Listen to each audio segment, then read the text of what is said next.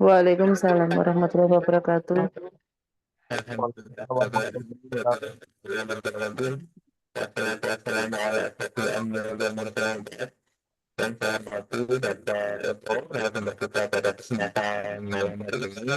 Suaranya feedback, Pak. Suaranya bertumpuk.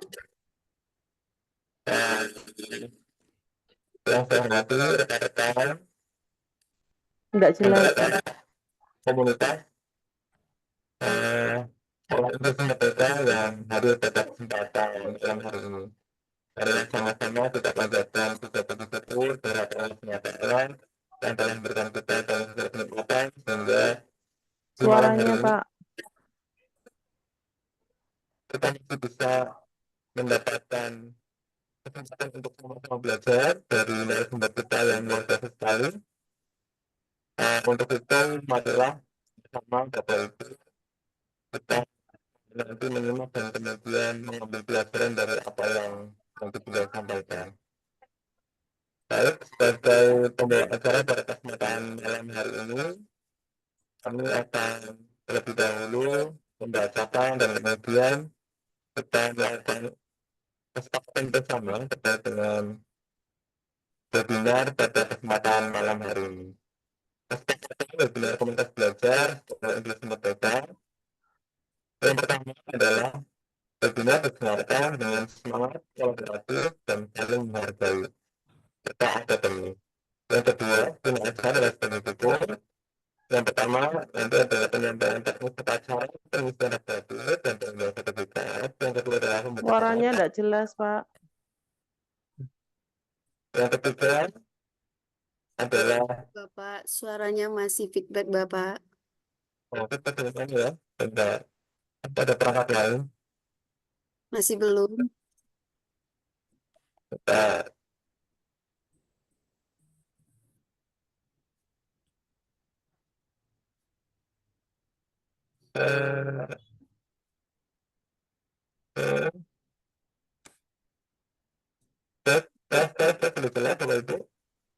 Masih. Tidak jelas.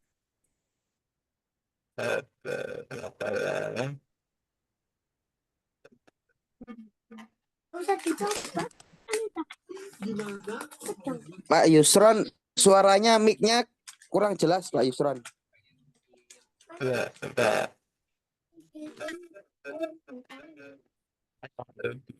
Mungkin Bapak masuk 2 akun kali enggak, Pak? Jadi agak beradu suaranya.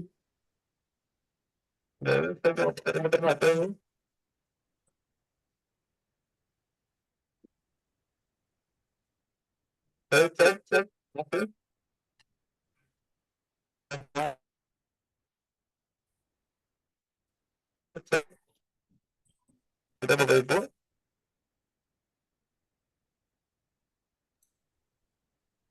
Belum, Pak.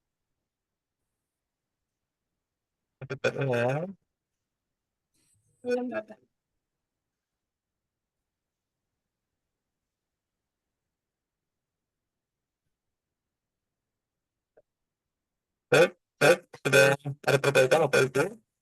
Tidak sama sekali. Perbaikan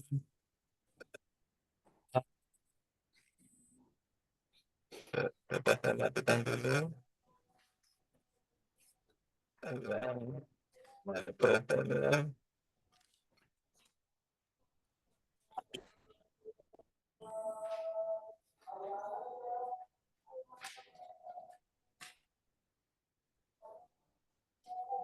Bapak Ibu sudah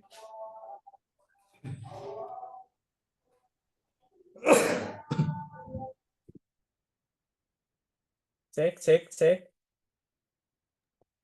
Sudah jernih, Pak. Oke. Alhamdulillah. Yang pertama, saya akan membacakan terlebih dahulu terkait dengan teknis tata cara penggunaan daftar diri dan penggunaan sertifikat. Daftar diri akan dibagikan pada saat nanti tanya jawab berlangsung hingga acara ditutup. Kemudian Bapak Ibu nanti silakan untuk mengisi Google Form yang dibagikan oleh panitia, kemudian nanti Bapak Ibu harus mengecek list kehadirannya pada microsite SAD Webcoursim. Setelah Bapak Ibu nanti mengecek list kehadirannya, pastikan Bapak Ibu tercatat di sana. Kemudian jika ada kesalahan penulisan nama, instansi dan sebagainya, itu merupakan tanggung jawab dari peserta sendiri. Kemudian setelah selesai penutupan, tidak ada lagi pengusulan ataupun susulan daftar hadir. Sertifikat dapat Bapak Ibu nanti unduh pada microsite setelah acara selesai, dan kemudian nanti Bapak Ibu silakan untuk bisa melakukan dokumentasi secara pribadi screenshot dari panitia, hanya mediakan rekaman. Bapak Ibu itu daftar teknis untuk pembagian daftar hadir dan sertifikat. Kemudian marilah sama-sama Bapak Ibu kita buka acara ini dengan bacaan basmalah bersama. Bismillahirrahmanirrahim. Bismillahirrahmanirrahim. Berikutnya adalah menyanyikan lagu Indonesia Raya. Bapak Ibu dimohon untuk menyimak lagu Indonesia Raya ini dengan penuh hikmat untuk meningkatkan rasa nasionalisme dan cinta kita kepada bangsa dan negara.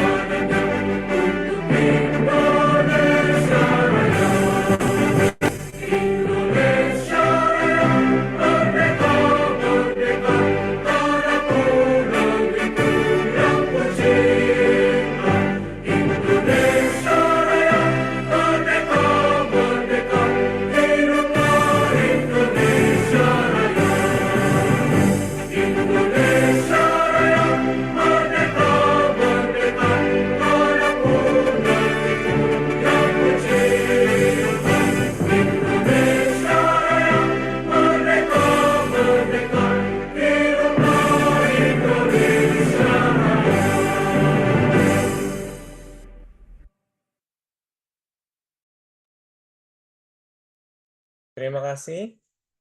Demikian untuk pemutaran lagu Indonesia Raya.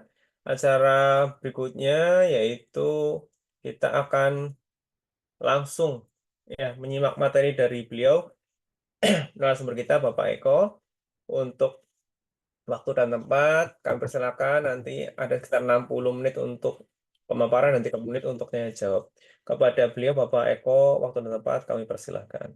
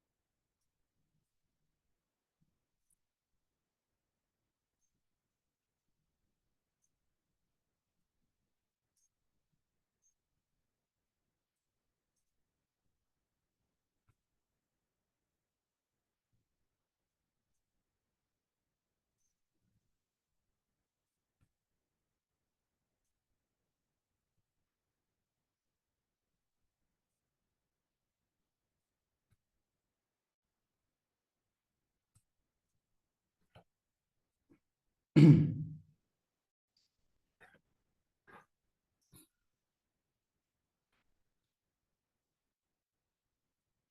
warahmatullahi wabarakatuh. Waalaikumsalam warahmatullahi wabarakatuh. Bapak Ibu, sebelum kita mulai, apakah suara dan video saya terlihat jelas Bapak Ibu dan terdengar jelas suaranya? Alhamdulillah jelas, Pak. Sangat jelas.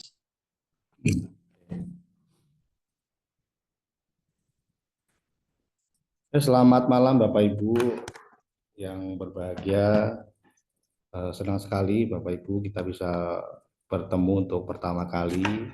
Kemudian terima kasih untuk komunitas Sekolah Inklusi Merdeka dan juga sebagai penggeraknya Bapak Yusran Mubarok yang begitu semangat. Kemudian kepada segenap pengurus komunitas dan juga anggota komunitas yang berbahagia dan semoga sehat selalu dan selalu semangat untuk meningkatkan kompetensi dan juga wawasan dan pengetahuan untuk meningkatkan kinerja kita yang sebagai pendidik atau mungkin sebagai pendamping murid-murid kita di sekolah. Nah, Bapak Ibu, sebelum kita mulai, saya perkenalkan diri terlebih dahulu. Nama saya Eko Purwanto.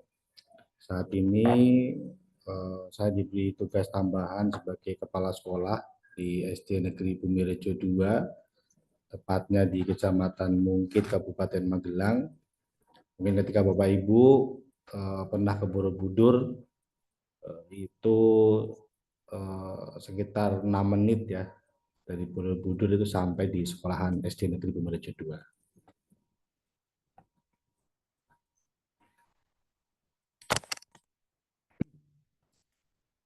Bapak Ibu, pada kesempatan kali ini saya ini ingin berbagi kepada Bapak Ibu semua bagaimana saya mencoba ya, sebuah strategi, yaitu IDES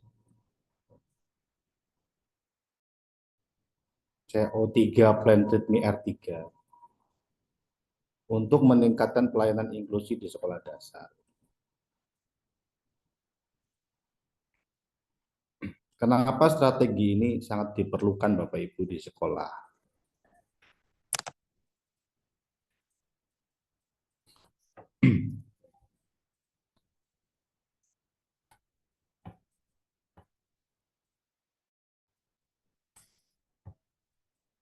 Banyak sekali Bapak Ibu, anak-anak yang memiliki kebutuhan khusus itu tidak mendapatkan pelayanan pendidikan yang layak.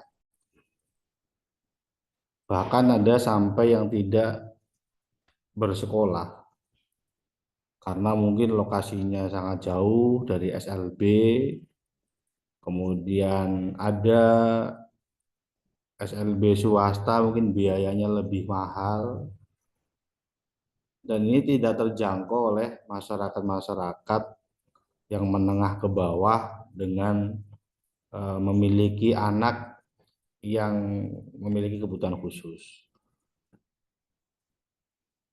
Nah, maka sekolahan negeri, ya, sekolahan umum itu bagaimana bisa melayani mereka.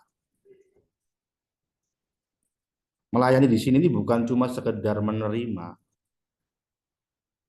bahwa sekolahan negeri itu harus menerima semua anak berbagai kondisi apapun harus diterima. Prinsipnya memang seperti itu. Tapi apakah setelah menerima anak tersebut kita bisa melayani dengan baik? Jangan-jangan malah cuma dibiarkan saja, nunggu besar, kemudian lulus dari SD atau SMP, sampai lulus SMA, hanya menunggu besar atau menunggu masa tua saja. Tetapi di situ tidak ada perkembangan. tidak ada perkembangan kemandirian untuk siswa tersebut, atau mungkin malahan bertambah parah. Nah, perlu Bapak Ibu ketahui bahwa SD Negeri Bumirejo 2 itu dulunya bukan sekolah inklusi. Jadi sekolah negeri biasa, umum gitu. Ketika saya datang ke situ sebagai kepala sekolah itu melihat ada anak lulus SD itu, anak kebutuhan khusus, belum bisa mandiri, masih nangis, masih ngamuk, kemana-mana dianterin, ya, semakin parah kondisinya. Karena di SD ini sangat penting Bapak Ibu, di TK dan di SD itu sangat penting. Karena akan lebih baiknya itu adalah di sini, untuk pengobatan, terapi itu efektifnya adalah di masa-masa kecil.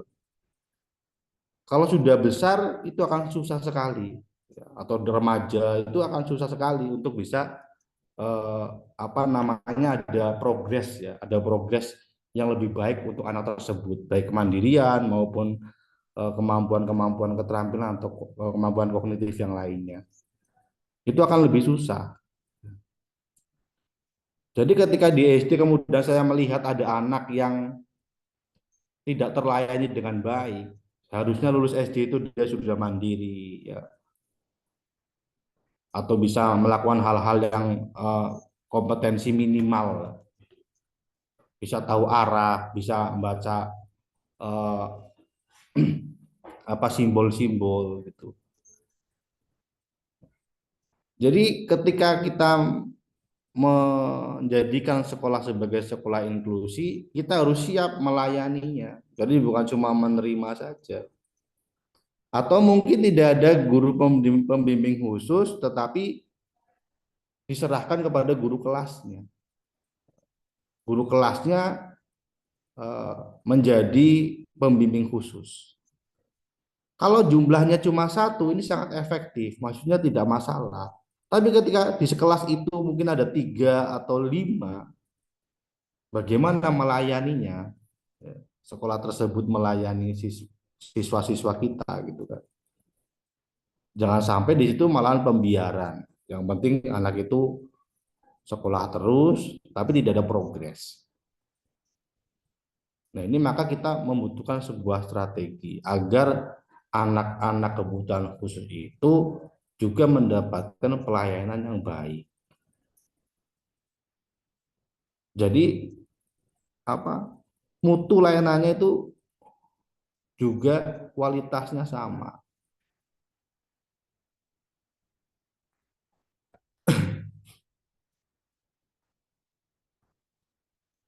Ini Bapak Ibu.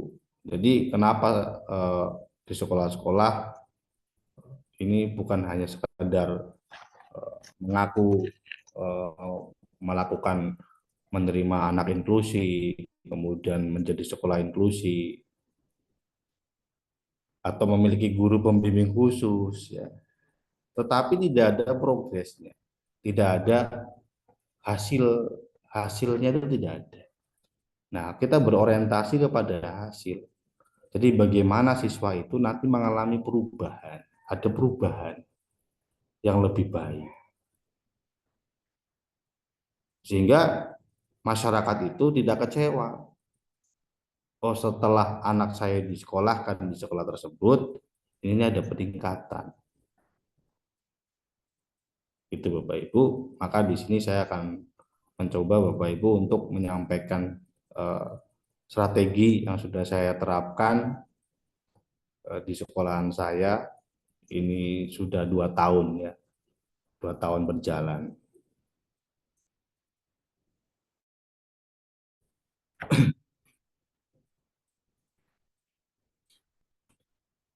Nah, Bapak Ibu, saya dulu itu sebagai guru kelas, itu kan juga sebagai guru pembimbing khusus. Dan kebetulan setelah itu saya jadi kepala sekolah. Maka dengan jadi kepala sekolah itu kita memegang peranan yang lebih besar. Bisa mengeluarkan kebijakan-kebijakan yang berpihak pada murid. Dan apa yang dibutuhkan murid itu dapat kita penuhi. Jadi bukan berdasarkan kepentingan guru, tapi murid kita itu membutuhkan apa. Dan sekarang ini adalah program pemerintah, semua SD itu melayani anak kebutuhan khusus. Maka dibuatlah diklat kemampuan dasar ya, untuk anak-anak kebutuhan khusus melalui PMM. Tapi apakah dengan seperti itu sudah selesai ya, sudah selesai masalahnya? Mungkin akan membantu ketika guru tersebut itu memiliki anak kebutuhan khusus. Maka sangat penting sekali Bapak Ibu kita memahami bagaimana memperlakukan anak-anak yang memiliki kebutuhan khusus. Nah, orang tua nanti akan bisa melihat, oh ternyata di sekolahan negeri yang menerapkan inklusi juga anak-anaknya ini mengalami perubahan yang signifikan. Untuk mengalami perubahan yang signifikan itu, maka kita perlu melakukan treatment, melakukan langkah-langkah. Kalau pembiaran saja cuma bersama teman-temannya tidak ada kemajuan, sama saja. Dan mungkin ini bisa dijadikan sedikit referensi ya bagi sekolah-sekolah negeri yang ingin memberikan pelayanan khusus, pelayanan inklusi kepada anak-anak kebutuhan khusus.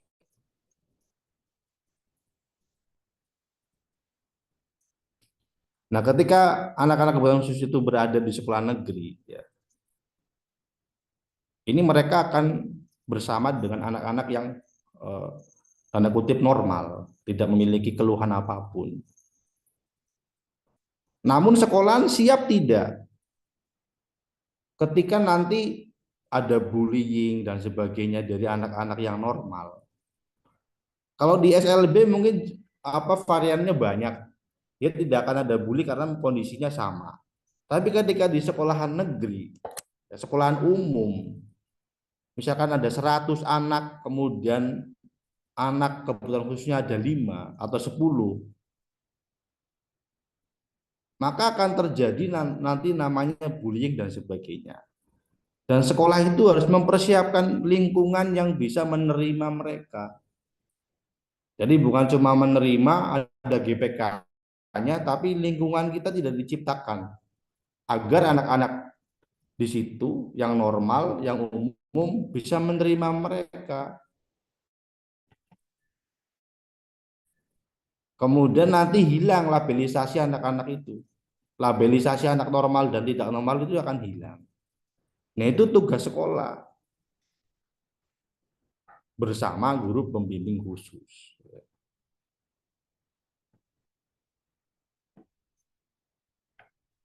Sehingga nanti anak yang normal dan tidak normal itu labelisasinya hilang, pelayanannya sama-sama bagus, sama-sama dilayani. Kemudian mereka bisa berkembang sesuai minat, bakat, dan potensinya mereka. Dan kita perlu pahami bahwa manusia itu tidak mampu memilih dia dilahirkan dalam kondisi sempurna atau dalam keterbatasan. Dan apapun kondisi mereka itu memiliki hak yang sama, terutama dalam pendidikan. Ketika di sekolahan kita itu ada anak kebutuhan khusus, kalau kita membiarkan, berarti kita tidak melayani mereka. Itu justru ketika anak kebutuhan khusus berarti dia membutuhkan perhatian khusus dari kita. Bagaimana progresnya, bagaimana kemandiriannya, sudah ada peningkatan atau belum. Itu membutuhkan. Maka guru pembimbing khusus atau mungkin guru kelas atau guru mata pelajaran ini memang membutuhkan keterampilan bagaimana mereka menghadapi anak-anak kebutuhan khusus. Bukan cuma GPK, tapi juga guru-guru yang lain juga memiliki pengetahuan yang minimal lah bagaimana menangani anak-anak tersebut.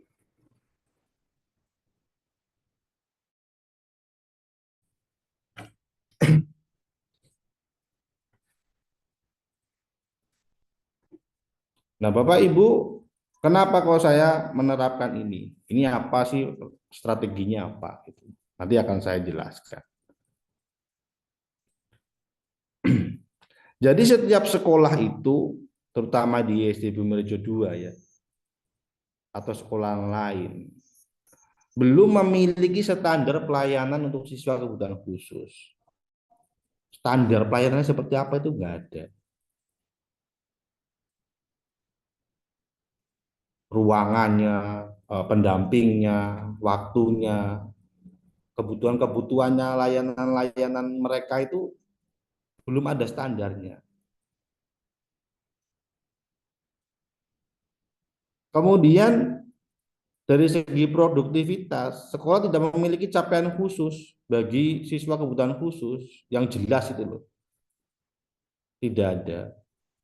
Jadi orang tua merasa tidak ada hasilnya dan biasa-biasa saja. Jadi sekolah cuma tempat penitipan anak. Daripada di rumah buat masalah dan di sekolah aja ini ada temannya, ada yang ngurusi gitu. Jadi orang tua merasa tidak ada hasil, makanya kita jumpai kalau anak kebutuhan khusus itu sih pindah-pindah anak, pindah-pindah sekolah.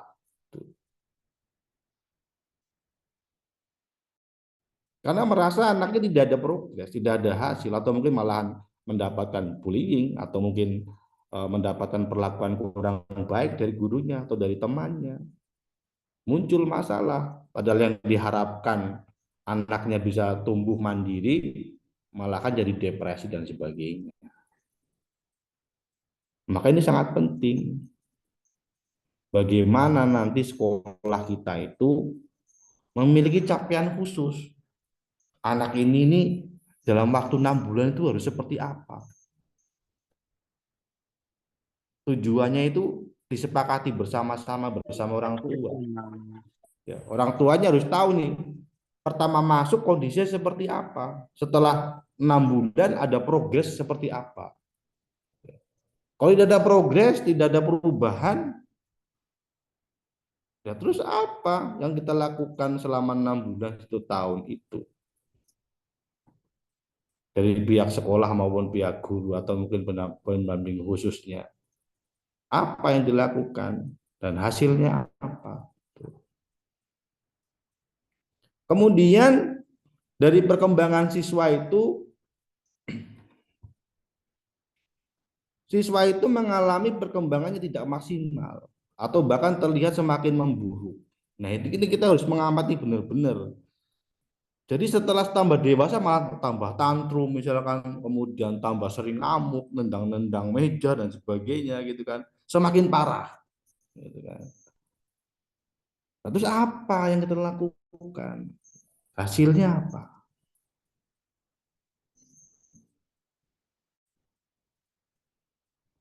Kemudian kita juga perlu memahami kebutuhan siswa. Apakah guru kita sudah memperhatikan kesiapan belajarnya murid kita, minatnya, sudah memahami profil belajarnya mereka. Ini sangat penting Bapak Ibu. Memperhatikan kesiapan belajar murid kita, minatnya mereka, dan profilnya mereka, gurunya harus sudah tahu. Kalau nggak tahu bagaimana kita mau mendampingi mereka, nggak tahu kesiapan murid sudah siap apa belum, minatnya apa nggak tahu, profil belajarnya seperti apa tidak tahu. Hanya yang penting diajari aja tiap hari. Yang penting diajari. Kalau sulitan bicara kita ajari bicara gitu. Atau mungkin terapi-terapi yang sudah diajarkan di kursus-kursus dan sebagainya. Tapi kita lupa memperhatikan kesiapan mereka, minat murid mereka, profil belajar mereka. Dan kita melihat anak-anak kebutuhan khusus itu ada sebagian yang berhasil. ada yang jadi penyanyi, ya. Saya lupa namanya. Ibu ingat ini, Bapak Ibu ingat yang penyanyi yang nyanyi di Amerika itu siapa, Bapak Ibu?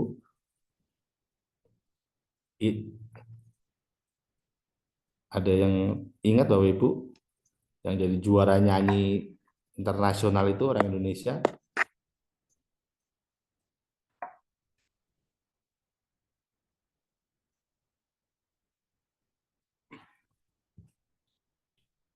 Jadi ada yang anak-anak itu apa namanya, bukan hanya sekedar mandiri, tapi mereka dapat mencapai prestasinya sesuai dengan minat bakat potensinya mereka. Kemudian dari segi keamanan, jadi kita sekolah itu guru harus menjamin, memberikan jaminan dan kepastian oleh sekolah terhadap siswa tersebut agar mereka itu terbebas dari diskriminasi, bullying atau stigma negatif. Baik dari lingkungan sekolah internal maupun eksternal.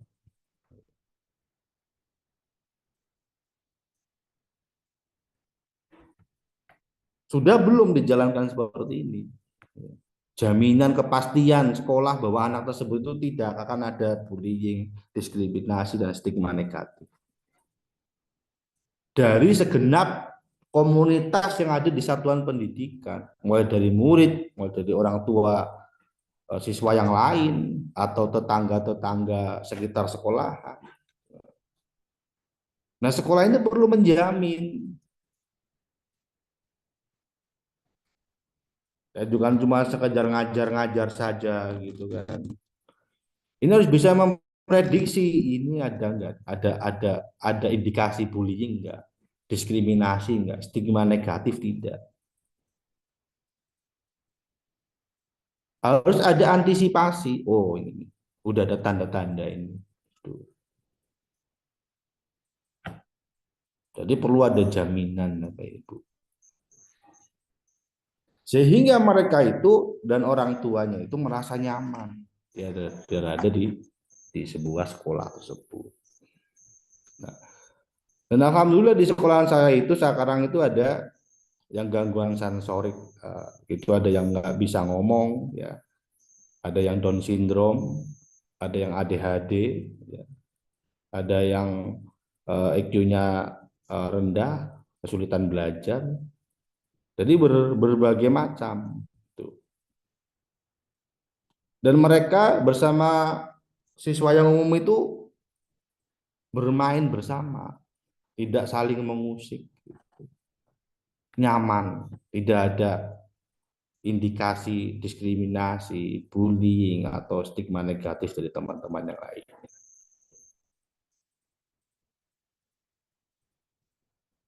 Nah, bagaimana kita menciptakan itu? Kan kita perlu strategi berarti. Bagaimana memberikan pelayanan standar, kemudian capaiannya bisa ada capaian khusus yang ingin dicapai bersama-sama, kemudian berkembang secara maksimal, memperhatikan kesiapan belajar mereka, minat mereka, dan profil belajarnya mereka kita paham, kemudian ada jaminan kepastian dari kita agar mereka itu aman dan nyaman berada di sekolahan kita.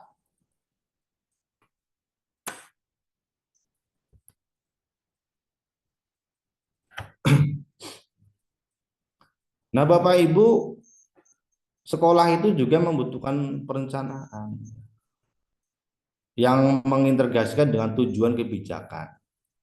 Misalkan sekolah Bapak Ibu melayani anak kebutuhan khusus,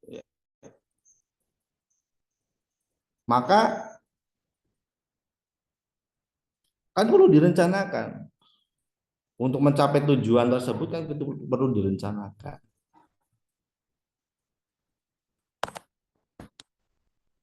Agar nanti sekolah dan guru mampu melayani mereka lebih baik, mampu hidup mandiri, dan berkembang sesuai bakat minat dan potensinya mereka.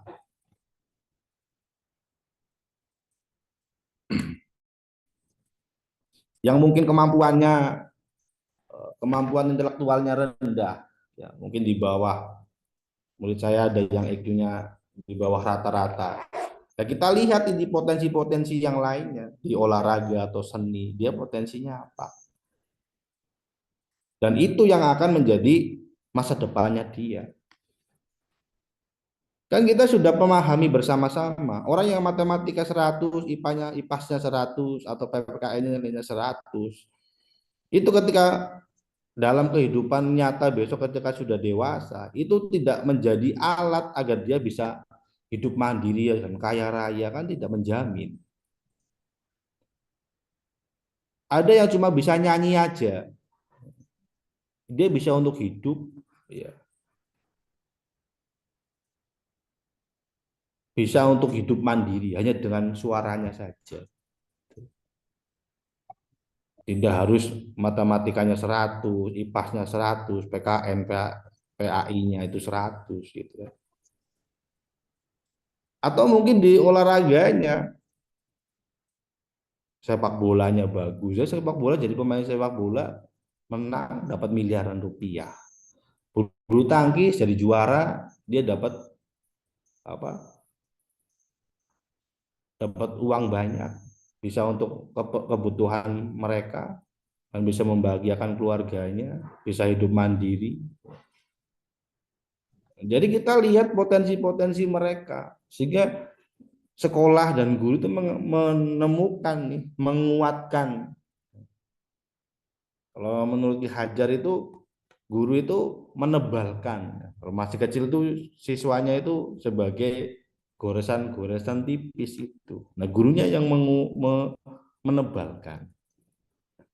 Tebalnya di mana? Oh, tidak ada goresannya, kita menebalkan di kertas yang kosong. Ya hilang-hilang terus itu. Hilang terus ini coretan kita. Dipaksakan karena dia tidak ada goresan-goresan yang bawaannya tidak ada. Kita perlu memahami itu semua.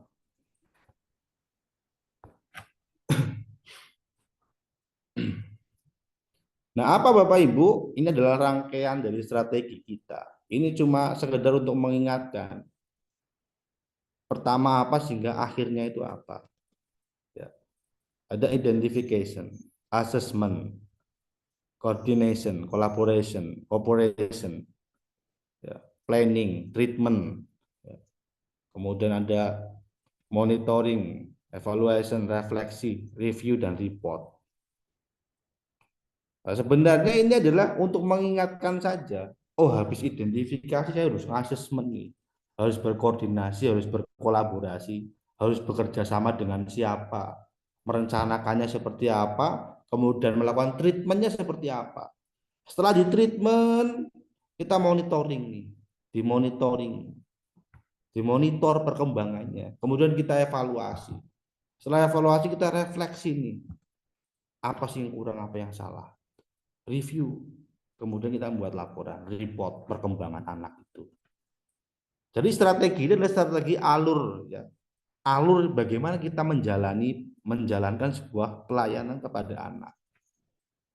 Mulai dari Bapak Ibu mengidentifikasi sampai membuat report. Report ini adalah yang akan kita sajikan kepada orang tua.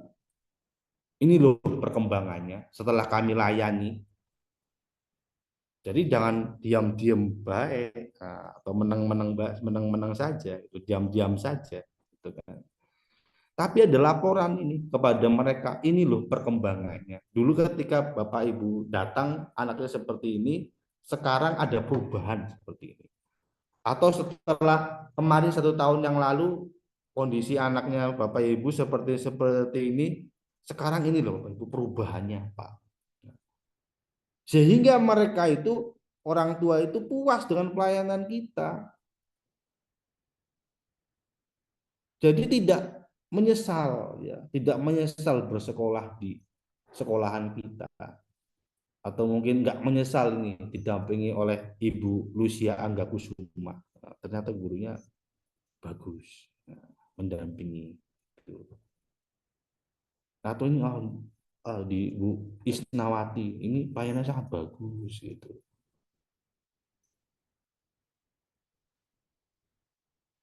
Jadi seperti itu Bapak Ibu. Jadi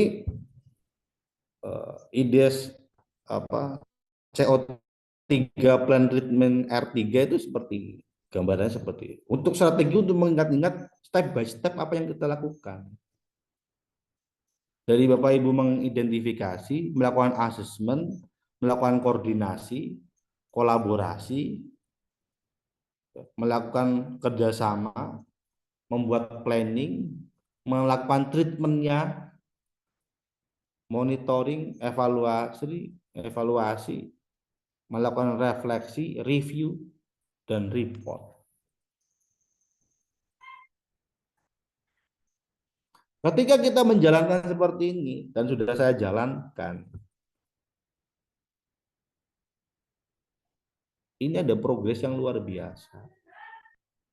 Tahun ini, ABK yang mendaftar itu ada 8. Tahu tidak Bapak Ibu, murid sekolahan saya itu ada, pertama saya masuk, itu 63 siswanya satu sekolah.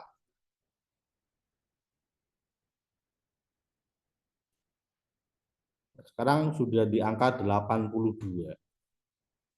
Kemudian kepercayaan masyarakat terhadap anak kebutuhan khusus itu meningkat, ada 8 yang baru, siswa yang baru itu ada 26, 8 itu anak kebutuhan khusus.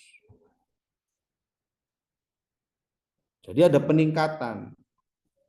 Yang sebelumnya siswanya itu cuma 9, 10, 11, 63, berarti kalau dibagi 6 kan cuma rata-rata 10. Di kelas 1 ini paling banyak 26 siswanya. Karena ada kepercayaan mereka. Oh, setelah saya sungguh-sungguh melayani mereka, ternyata kepercayaannya meningkat. Terutama di layanan kebutuhan khusus. Ada 8 yang tersebar di berbagai, ada yang pindahan dan sebagainya, mereka adalah anak-anak kebutuhan khusus ya. Yang mencari sekolahan yang bisa melayani mereka. Nah, karena kalau di SLB lah jauh ya ke kota. Atau di swasta biayanya mahal.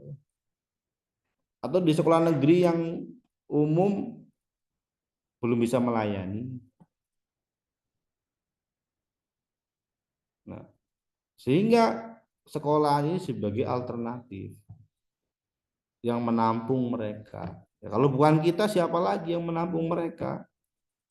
Jangan sampai mereka terlunta-lunta mencari sekolahan, mendapatkan sekolahan yang kurang tepat, kemudian kena bully dan sebagainya, akhirnya mentalnya malahan tambah down, terpuruk, tambah terpuruk. Dan ada sebagian orang tua itu yang merasa ketika di SLB itu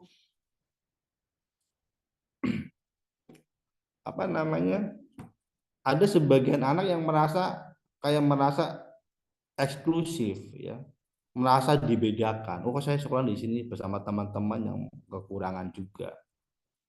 Dia akan memisahkan dunia dia dengan dunia orang lain. Oh, dia itu masyarakat normal, umum. Ini aku dan teman-temanku seperti ini. Pasti akan ada seperti itu. Maka ketika Bapak Ibu mungkin kalau saya berpandangan, kalau mungkin tidak membutuhkan penanganan khusus seperti tunarungu, tunawicara gitu kan, yang membutuhkan guru khusus ya, itu mungkin di sekolah inklusi itu lebih baik. Itu pendapatnya beda-beda ya antara kita semua. Jadi yang tidak begitu apa namanya, kebutuhan khususnya tidak begitu berat, ya mungkin sekolah inklusi sebagai solusi. Kemudian bagi kebutuhan khusus yang berat-berat ini diharapkan ke SLB karena memang sudah gurunya sudah kompeten di bidangnya. Karena kalau di sekolah negeri ini di sekolahan umum seperti sekolahan kami itu meskipun kita sudah kerjasama dengan rumah sakit Suerojo ya, rumah sakit jiwa yang di situ memberi pelatihan kepada kita, kemudian nanti monitoring ke sekolahan, nanti akan memberikan apa namanya arahan anak ini harus seperti apa. Nah, kita harus kerjasama, nanti ada kerjasama. Maka di situ ada kerjasama. Siapa yang akan dilibatkan untuk kerjasama?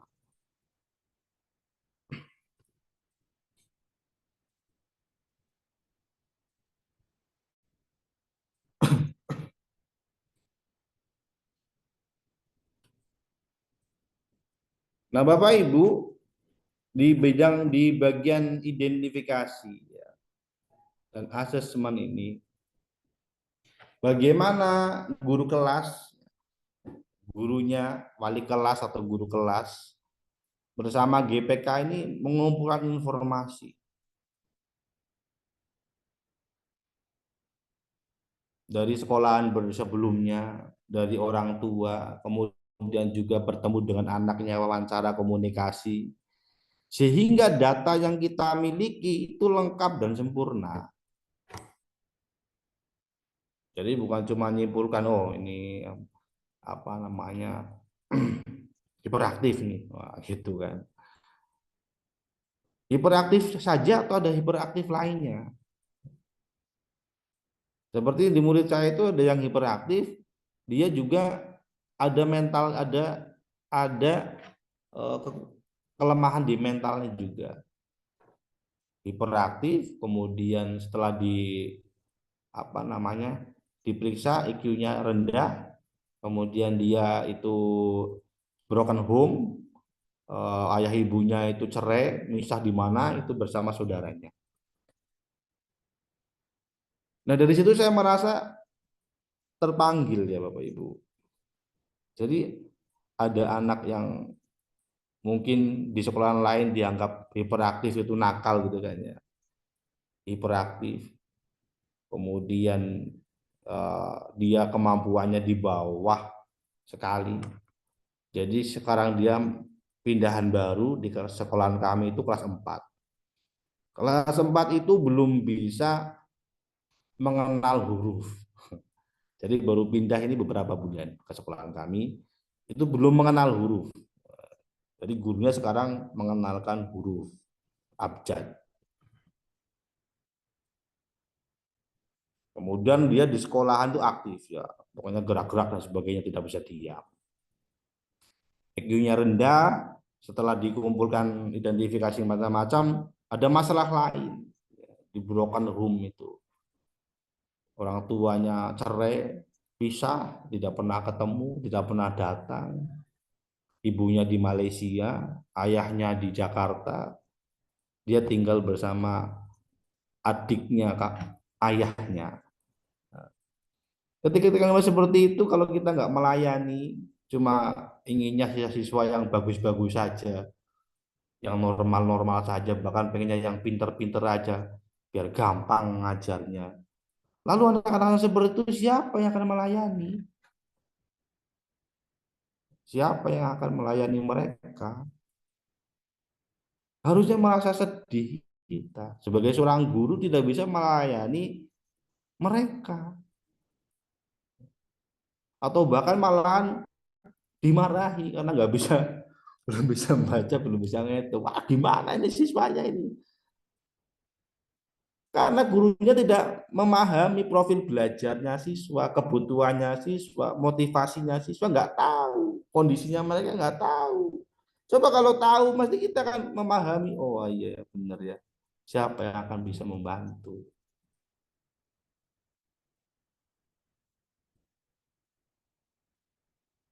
Nah, dengan identifikasi ini Bapak kita mengumpulkan nih, ada kelainan fisik, intelektual, sosial, emosional. Bisa gabungan, ada gabungan juga. Bukan cuma satu. Oh, nggak bisa ngomong aja, oh dia tunawicara nih. Ada nggak sih gejala-gejala lain selain dia tunawicara, kesulitan berbicara? Ada nggak? Itu yang perlu mengidentifikasi juga. Ada kekurangan-kekurangan yang lain yang perlu kita cari. Sudah nggak bisa ngomong dan termenung sendiri, wah ada masalah apa ini? Nah, kita harus paham. Maka ketika identifikasi ini, kita benar-benar melakukan identifikasi. Baik dari keluarga, kemudian tes intelektual, tes macam-macam dan sebagainya, kemudian wawancara dengan anak tersebut.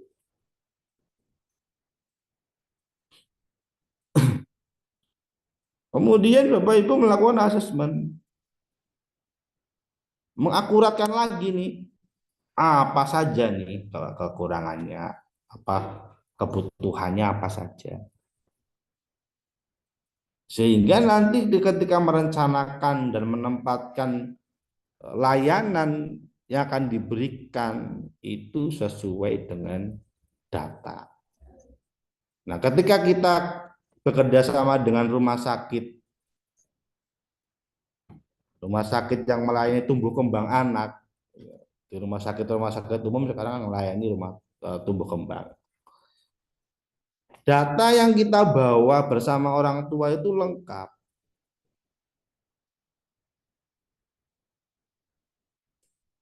Kemudian ditindaklanjuti dengan asesmen di rumah sakit.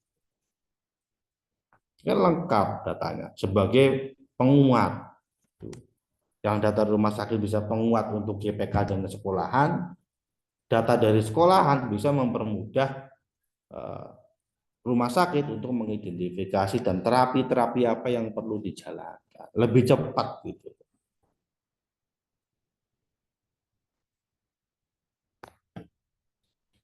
Nah, Bapak Ibu, ketika anak datang, siswa baru atau siswa pindahan, kita butuh mengidentifikasi kebutuhan mereka. Sudah belum kita melakukan itu? Data-datanya lengkap.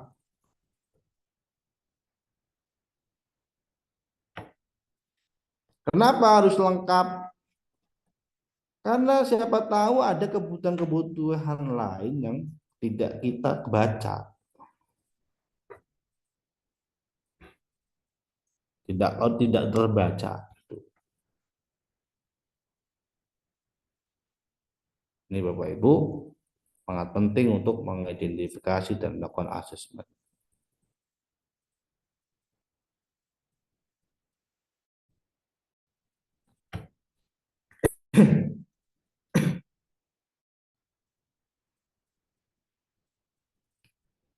Nah, ini Bapak Ibu sekilas data dari siswa kita. Siswa di SD Bumirejo 2. Ini di kelas 1 ini yang baru. Itu ada disabilitas intelektual, itu ada 4. Kemudian disabilitas mental 2, sensorinya 1. Tadinya ada yang mau daftar lagi, sensori. Dia nggak bisa ngomong, tetapi ada kebutuhan lain. Jadi ada kebutuhan lain, jika dia sering ngamuk dan sebagainya, udah nggak bisa bicara, ngamukan, tantruman. Tuh, ini soalnya kami terbatas ya, gurunya masih terbatas, kita sudah menerima sebanyak ini, kedatangan itu kami secara berat hati nggak bisa menerima. Karena kenapa? Nggak, takut tidak bisa melayani mereka. Oke lah, muridnya jadi tambah banyak, tapi kita bisa melayani apa tidak? Kalau cuma menerima-nerima saja, semua orang juga bisa. Tapi kita bisa memberi pelayanan tidak kepada mereka. Karena ada sesuatu yang perlu kita pertanggungjawabkan. Kita ngajar, ada yang perlu dipertanggungjawabkan. Apa perkembangannya? Kalau nggak ada perkembangan, ngapain lama-lama di sekolah cuma menghabiskan waktu? Menunggu tua, menunggu umur, ya. Tapi tidak ada perkembangan.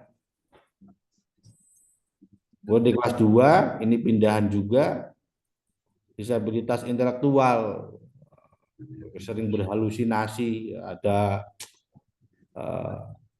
seolah-olah dia punya teman di kelas tersebut. Jadi ngobrol dengan seseorang yang nggak tahu, kita juga nggak tahu ngobrol dengan siapa gitu kan. Ada yang mentalnya, ada yang disabilitas mental.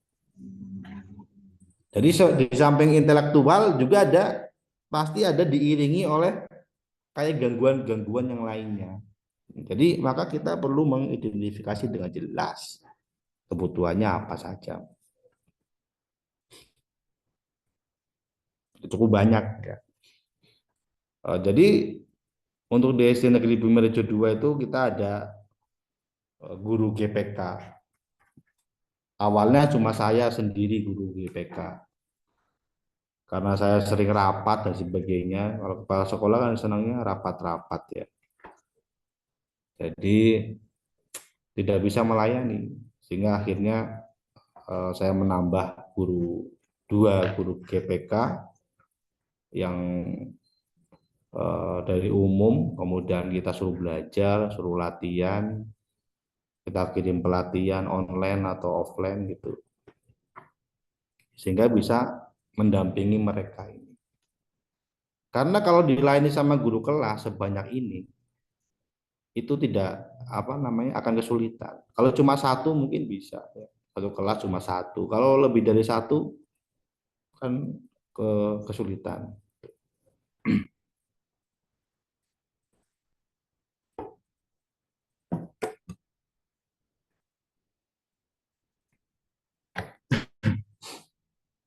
Nah, oke Bapak Ibu, selanjutnya setelah di identifikasi dan asesmen, kita perlu koordinasi.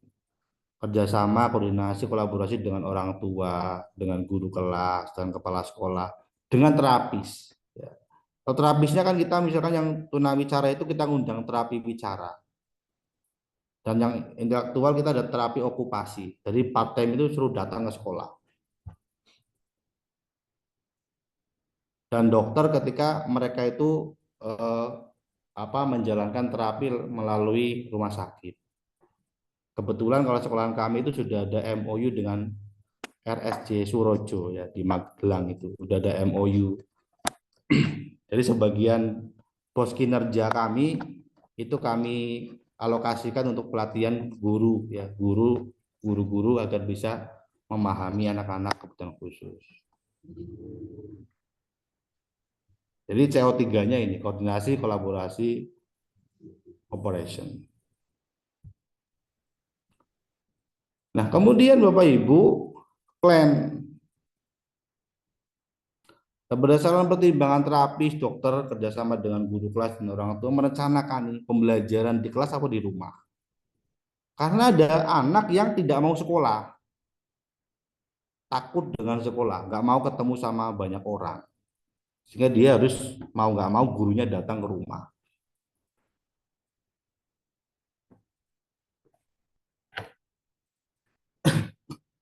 Nah, terapi itu terus tetap dijalankan Bapak Ibu. Karena kita nggak bisa mengobati. Kita cuma memfasilitasi saja. Ada terapi datang part time itu, bis terapi di rumah sakit gitu kan. Kita tidak bisa mengobati, kita cuma membantu memfasilitasi mereka. Ketika mereka bisa terapi, kemudian atau kita mendatangkan terapis ya, dan kita melakukan pendampingan itu akan meningkatkan kemandirian mereka. Jadi tidak bisa kita sendiri. Udah GPK sama kepala sekolah udah cukup ini. Tidak bisa Bapak Ibu, kita perlu kerjasama, khususnya sama orang tua. Ada orang tua yang memiliki anak kebutuhan khusus tapi kurang mendukung, misalkan malas untuk terapi, malas untuk datang ke sekolah gitu kan. Ya kita tidak menyalahkan karena kondisi orang tua itu berbeda-beda Bapak Ibu.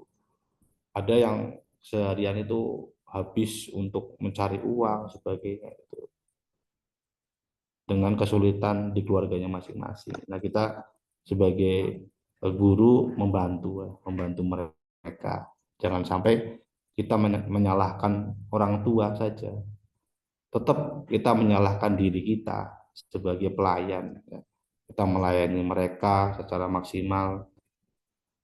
Dan Di sekolahan kami tidak boleh menyalahkan orang tua, karena kita sebagai pelayan, apa yang kita bisa lakukan, kita lakukan. Tidak boleh menyalahkan mereka, karena mereka adalah yang kita layani. Kemudian Bapak Ibu, treatment ini sangat penting. Ketika mereka memastikan bahwa mereka itu menjalani terapi apa tidak. Kalau tidak, mereka akan bertemu dengan terapi part time-nya di sekolah itu kapan. Memastikan bahwa terapinya itu jalan. Ini ada yang di foto, kita ada terapi ini di rumah sakit ya, bersama dokternya.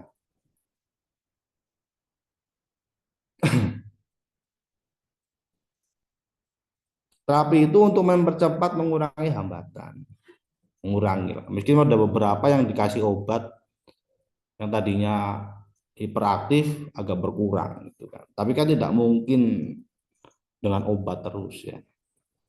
Perlu terapi-terapi yang lainnya. Atau mungkin terapi ini bisa juga untuk mengurangi kekurangan fisik yang jalannya tidak sempurna, kemudian gangguan gerakan atau kognitif atau komunikasi. Ini sangat penting. Sehingga di sekolah ketika ada anak autis nih. Nah, misalkan dari dokter, tolong di sekolahan diperlakukan seperti ini ya. Nah, kemudian di rumah HP-nya dikurangi ya.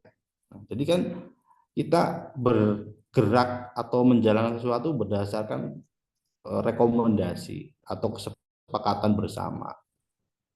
Misalnya kita udah jalankan terapi, treatment di sekolah, udah terapi juga, ternyata di sekolahan, di rumah itu orang tuanya nggak mau kerja sama karena saking sibuknya, mau nggak mau udah ini HP-nya, kasih HP terus gitu kan.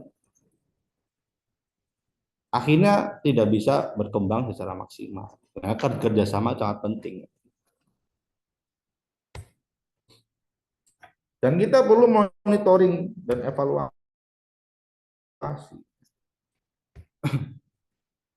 Di monitoring ini berlangsungnya gimana, prosesnya, capaian sesuai rencana apa tidak, ada penyimpangan atau kelambanan tidak, oh jadi lambat nih ini perkembangannya.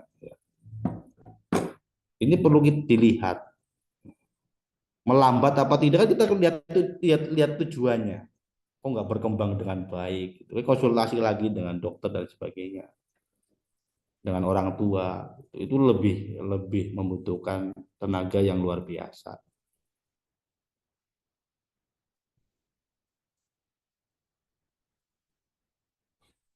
Nah, setelah itu Bapak Ibu di R3-nya itu kita mau refleksi. Bagaimana kita meningkatkan refleksi kita dalam pendampingan dan pembelajaran, kita sudah berkualitas apa belum sih? Sejauh mana hasilnya tercapai? Pencapaian capaian khusus anak itu yang sudah kita sederhanakan untuk anak kebutuhan khusus itu sudah tercapai apa belum? Tidak tercapai itu karena kenapa? Kualitas pembelajaran kita yang kurang bagus, atau medianya kurang, atau cara melayani kita kurang sesuai. Kita perlu refleksi diri, kemudian refleksi bersama sekolah dan sebagainya. Kemudian perlu direview lagi Bapak Ibu, agar kita bisa membahas lebih rinci dan teliti, sehingga menghasilkan kurikulum yang adaptif sesuai dengan kebutuhan mereka. Sudah sesuai belum dengan kebutuhan mereka. Kemudian terakhir kita perlu melaporkan Bapak Ibu. Penting melaporkan bahwa pelayanan kita hasilnya apa. Nah, kalau kita melayani mengaku sebagai GPK tetapi tidak ada perubahan, anaknya selain jadi apa setelah Bapak Ibu perlakukan A, hasilnya seperti apa. Jadi jangan sampai cuma GPK-an tapi nggak ada hasil. Maka laporan dari kita itu akan membantu semua pihak untuk mengetahui progresnya. mempunyai data yang lengkap ya. Ini seperti ini. Ini reportnya Bapak Ibu. Jadi kalau di sekolah kami memiliki rapot sendiri untuk mereka.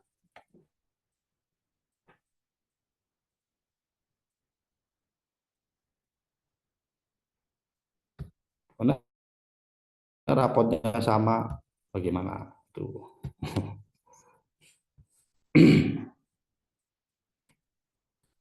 Nah, Bapak Ibu, setelah kami jalankan strategi ini, itu menunjukkan mampu meningkatkan pelayanan inklusi di sekolah kami. Namun kita perlu bekerja sama dengan semua pihak ya, dengan guru kelas dan orang tua, mengamati nih bakat, minat, potensi mereka secara khusus sejak awal dia masuk di sekolahan kita harus melihat ini minat, bakat dan potensinya dia, kembangkan di situ. Sehingga kita akan berarti sekolahan memegang peranan penting. Nah, kalau kita menyalahkan orang tua, terus tugas sekolah dan tugas guru apa gitu kan. Ini kesalahannya orang tuanya. Ya, kalau kita itu melihat hal-hal yang positifnya. Jadi hal-hal positif apa yang bisa kita kembangkan? Kalau kita hanya melihat negatif-negatifnya, itu akan menghambat perkembangan kita. Nah, Bapak Ibu, kita GPK atau mungkin Bapak Ibu guru inklusi atau guru anak kebutuhan khusus di SLB atau di GPK di sekolah negeri ya, itu tidak bisa mengubah takdir. Cuma kita bisa menemani mereka untuk menjemput takdir terbaiknya. Tidak bisa kita mengubah, tapi kita menemani mereka untuk menjemput takdir terbaiknya. Oke, demikian Bapak Ibu yang bisa saya sampaikan. Mohon maaf apabila ada yang kurang berkenan bagi Bapak Ibu. Terima kasih sudah memperhatikan dan menyimak dengan baik ya. Mohon maaf apabila apa yang saya sampaikan kurang bisa dipahami. Terima kasih Bapak Ibu.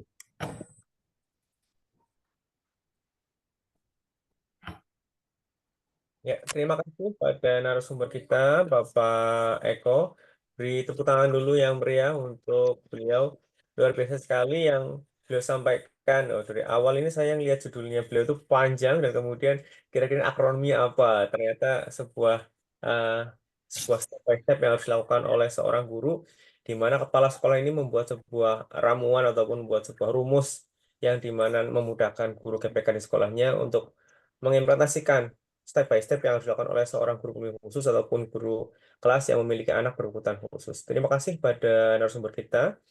Kita beri kesempatan pada yang sudah raise hand terlebih dahulu, Pak Eko Julianto. Silakan kalau berkenan bisa open cam. Silakan.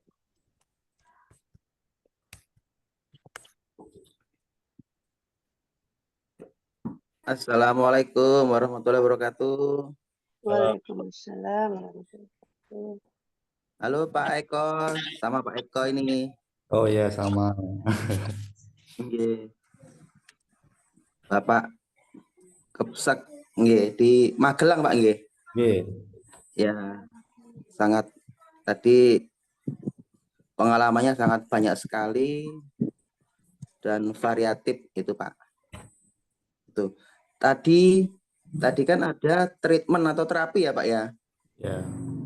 Terapi itu tadi saya lihat kayak di rumah sakit ya Pak ya? Ya, ada yang di rumah sakit. Oh iya. Tapi untuk terapi di sekolah itu di sekolah sendiri ada ya Pak ya? Ada ya, itu khusus yang mereka memiliki biaya ya. Jadi karena kalau yang tidak biaya kita suruh untuk menggunakan BPJS ya di rumah sakit. Kalau yang tidak ada waktu dan sebagainya, kita juga mengundang terapis ya, terapi wicara dan okupasi. Ya. Oh, itu Pak, berarti yang di sekolah itu yang terapi itu mendatangkan guru ya Pak ya, terapis ya Ya, Pak ya. mendatangkan terapi paten. Jadi cuma di panggilan itu. Ya, panggilan. Itu tapi untuk guru GPK-nya sendiri bisa terapi ya, kayak terapi bermain dan lain-lain bisa ya Pak ya untuk. Ya, itu terapi-terapi yang umum. Jadi terapi-terapi yang bisa dijalankan. Kalau terapi okupasi, terapi bicara itu kan apa? Biasanya khusus. Ya, Biasanya. ada khusus dia lebih berkompeten gitu. Iya. Untuk itu Pak, untuk jadwalnya terapi itu biasanya jamnya Pak dan harinya itu Pak. Kalau terapi di rumah sakit itu kita ngikutin saja. Jadi misalkan mereka itu terapi tanggal berapa, jam berapa, kita beri keleluasaan kepada mereka. Kemudian orang tua itu wajib untuk melaporkan nih, apa terapinya jalan tidak, izin terapi gitu. Kalau di sekolah itu kesepakatan sama terapisnya, karena terapinya kan biasanya ini terapi yang dari rumah sakit gitu. Dari rumah sakit kita minta untuk ketika dia libur dia ke sekolah gitu. Jadi ngikutin jadwal terapisnya itu. Iya Pak. Terus yang di sekolah itu ada ruang khusus untuk ABK atau inklusi ya Pak ya? Atau ruang sumber ya? Oke. Jadi untuk ruangan itu kita punya ruangan khusus ya bagi mereka, dan kita sementara ini lagi membangun gedung tumbuh kembang. Karena belum jadi, sementara ini menggunakan perpustakaan. Jadi kalau nanti ruangan sudah jadi, kita pindah ke gedung tumbuh kembang itu. Itu ada ruangan khusus sangat diperlukan karena mereka itu tidak akan bertahan lama di kelas reguler. Jam 9 atau jam 10 itu sudah nggak nyaman. Dan ada anak yang mungkin belum bisa bersosialisasi bersama banyak orang. Sehingga kita membutuhkan ruangan khusus untuk memindahkan mereka. Jadi ketika mereka udah nggak nyaman di kelas reguler, kita pindah di ruangan khusus itu. Dan ada juga yang dari pagi itu sudah di ruangan khusus gitu. Ya, betul Pak.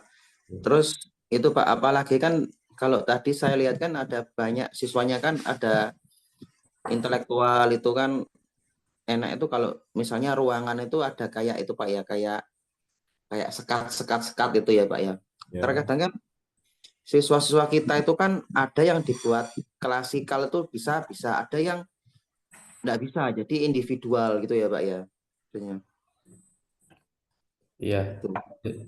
Jadi kita tetap mereka harus berbaur dengan teman-teman yang lain. Jadi agar mereka itu merasa bahwa mereka itu sama. Jadi mereka wajib untuk gabung dengan siswa yang lain. Entah dia cuma ikutan atau main-main itu, setelah dia merasa tidak nyaman baru kita alihkan. Jadi memang tidak ada ruangan khusus untuk untuk menyekat-nyekat seperti itu karena kita mengurangi sekatan gitu loh.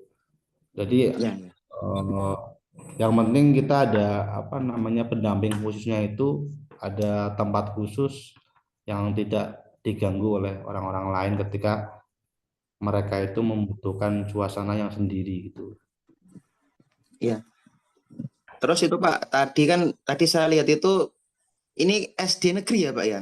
Ya, SD negeri. Tadi dilihatkan siswanya ABK itu kan kalau dalam satu kelas kan, kalau saya tidak tadi satu kelas ada 2 anak minimal Pak ya, 2 anak ABK Pak ya? Itu tergantung karena yang masuk ya. Kalau dulu kan memang belum jalan karena ini jalan itu dua tahun ini. Kalau yang di kelas tinggi itu pindahan, jadi pindahan sekolahan lain. Kalau tadi yang kelas 1 tadi buahnya Pak ya, ada 5 atau 6 tadi Pak kelas 1 Pak? Banyak. 6 ya. 6. Untuk kelas 1 itu ada berapa rombel Pak? Itu satu rombel dari 26 anak satu kelas. Berarti satu kelas 26 ABK-nya 6 anak Pak ya tadi ya? 6 anak. Wah, berarti digabung di situ, berarti plus nanti ada GPK-nya Pak ya, masuk Pak ya? Ya nggak itu fleksibel ya. Kadang dia masuk di belakangnya, kadang langsung dipindah. Itu melihat ini fleksibel karena melihat kondisi anaknya gitu. Karena ada anak yang dia tidak mau diam, jadi di luar terus pindah-pindah tempat gitu. Berarti kelas satunya cuma satu kelas saja Pak ya? Ya cuma satu kelas itu. Oh iya. Ya. Itu dari saya, terima kasih Bapak Eko. Oke, sama-sama Pak Eko Yulianto. Ya, terima kasih Pak Eko Yulianto yang sudah berdiskusi dan memberikan masukannya. Karena memang beliau juga aktif di sekolah luar biasa, jadi banyak pengetahuan, banyak masukan yang bisa diberikan kepada rekan yang lain. Baiklah, berikutnya sudah ada yang raise hand, ada Bu Saimi yang sudah open cam juga. Silakan Bu Saimi, kami beri kesempatan lebih dahulu. Setelahnya ada Bu Rista juga yang sudah raise hand. Terima kasih, Bapak. Assalamualaikum warahmatullahi wabarakatuh. Waalaikumsalam warahmatullahi wabarakatuh. Ini saya tidak bertanya, nggih, karena saya tadi mengikuti agak terlambat. Hanya akan memberikan emoji dan terima kasih kepada Bapak Eko yang sudah mengadakan webinar tentang sekolah inklusif. Semoga dengan webinar ini ilmunya dapat bermanfaat bagi Bapak Ibu semuanya dan khususnya di SD Negeri Bumi Rejo 2 Kecamatan Mungkit, Pak Eko segera dapat melaksanakan sesuai dengan program pemerintah. Syukur nanti bisa diimbaskan ke sekolah-sekolah yang lain. Ini kebetulan Pak Eko ini saya pengawasnya, ini Pak Eko sebagai kepala sekolah di SD binaan saya. Semoga saja program dari Pak Eko Purwanto ini semuanya bisa berjalan lancar dan didukung oleh teman-teman yang lain di sekecamatan Mungkit sesuai dengan apa yang dicita-citakan oleh Bapak Eko Purwanto. Mestinya setelah sekolah inklusi ini bisa berjalan lancar, dampaknya nanti akan dampak yang positif, khususnya nanti bisa membantu anak-anak yang ABK dan menambah jumlah siswa yang ada di SD Negeri Bumi Rejo 2. Hanya itu saja Pak Eko, besok disambung lagi. Terima kasih. Assalamualaikum warahmatullahi wabarakatuh. Waalaikumsalam warahmatullahi Warahmatullahi wabarakatuh. Terima kasih Ibu Awas. Saimi. Ini Ibu pengawas di Kecamatan Mungkit ya, yang sebagai pengawas SD kelas 1 SD Bumi Rejo 2. Terima kasih Ibu sudah rawuh dan hadir di acara ini, sudah meluangkan waktu, dan kami berkomitmen dengan guru-guru agar selalu meningkatkan pelayanan kami kepada siswa-siswa, karena kita lebih mementingkan kepada pelayanan. Kalau kita adu prestasi itu karena bakat anak-anak sendiri ya, tapi kita hanya bisa meningkatkan di bidang pelayanan. Kalau prestasi dan lomba-lomba itu memang banyak faktornya ya. Dan semoga kedepannya bisa meningkat lagi. Terima kasih Ibu Susaimi. Ya, makasih Pak Eko. Ya, terima kasih pada Bu Pengawas yang sudah memberikan supportnya, ini luar biasa sekali. Semoga dengan support yang diberikan nanti Pak Eko dan rekan-rekan di sekolah dasarnya nanti bisa juga lebih bersemangat dalam melakukan bagaimana cara kita untuk memenuhi kebutuhan dari peserta didik kita. Baik Bapak Ini Ibu, kebetulan juga Pak Eko juga kemarin jadi guru penggerak saya fasilitatornya. Ini cukup berhasil tenan Pak Eko ini. Setelah ini jadi fasilitator, sekarang setiap setiap minggu ya mengadakan webinar. Semoga sukses selalu bersama teman komunitas belajar. Gitu ya Pak Eko ya. Terima kasih Ibu. luar biasa sekali. Terima kasih Bu. Kemudian Bapak Ibu, kami beri kesempatan yang lain bagi yang ingin memberikan feedback atau memberikan sebuah tanggapan dari yang sudah dipaparkan oleh Pak Eko. Boleh pertanyaan, masukan ataupun diskusi. Mungkin punya kasus seperti apa nanti, biar mungkin dari pengalaman Pak Eko seperti apa nanti akan kita komparasikan ataupun kita berikan umpan balik. Silakan Bu Rista Cendana, bisa langsung bisa narasumber kita, ke Pak Eko Purwanto. Silakan Bu Rista. Terima kasih Bapak Moderator. Bismillahirrahmanirrahim. Assalamualaikum warahmatullahi wabarakatuh.